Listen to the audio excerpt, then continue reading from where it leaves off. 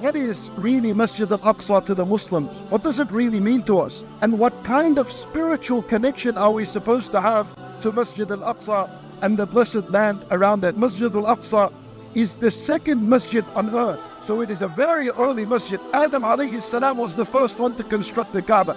And 40 years after, he constructed Al-Masjid al-Aqsa, and in some narrations it was his son Sheef who constructed Al-Masjid al-Aqsa.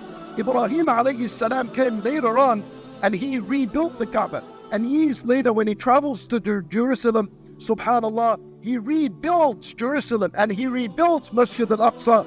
Subhanallah, each time Allah subhanahu wa ta'ala refers to Bayt al-Maqdis, to the land of Jerusalem, He refers to it as a blessed land. الَّتِي بَارَكْنَا فِيهَا.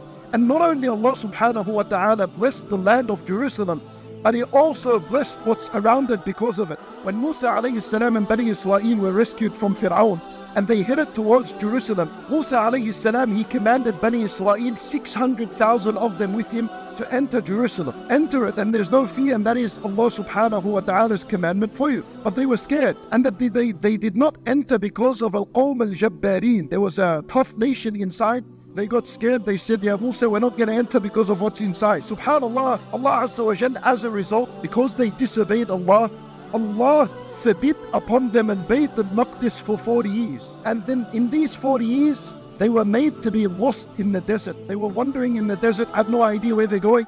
Why? Because they disobeyed the commandment of Allah subhanahu wa ta'ala. Musa alayhi salam also suffered because of their disobedience. And he too was forbidden from Bayt al-Maqdis. As the Prophet sallallahu alayhi wasallam was sleeping next to the Kaaba, Jibreel alayhi salam comes to him. And he's about to take him on an incredible physical journey, both physically with his body and his soul. Because Allah Azza wa Jal says, bi'abdihi, his entire slave.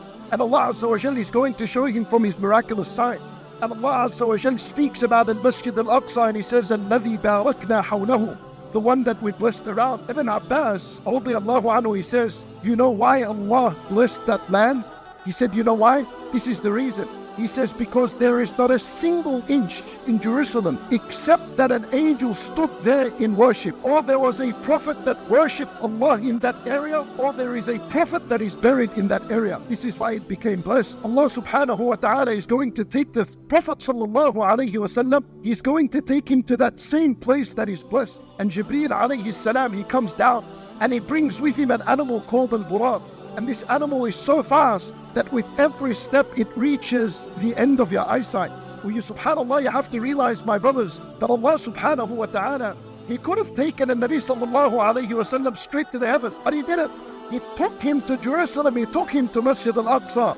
He went there because there's something special about it, there's something important about it. Continuing that narration, he says, when we arrived to Jerusalem, Jibreel pointed to the wall, and the wall split in half, and he tied al-Buraq in the middle of that wall. Subhanallah, when Nabi sallallahu alayhi wa sallam is witnessing all this, then the Nabi sallallahu alayhi wa sallam says, I entered al-Masjid al-Aqsa, and I prayed 2 rak'at, and when I finished from the 2 rak'at, I raised my head, and I saw all the prophets there in front of me.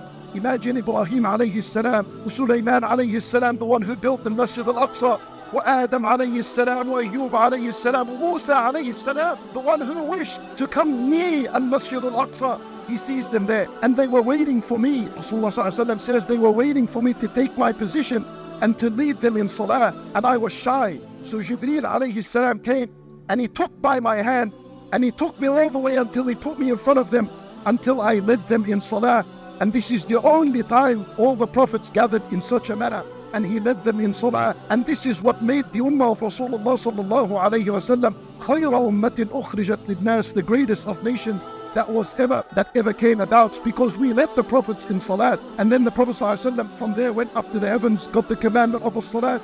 He came down and he went to his people in Mecca, and he began to explain to them. And listen to this hadith, how powerful it is. He said, and there will come a time, it's as though Nabi sallallahu alayhi wa sallam, he knows that a time will come in which the believers will be deprived from Masjid al-Aqsa for a very long time, just like today.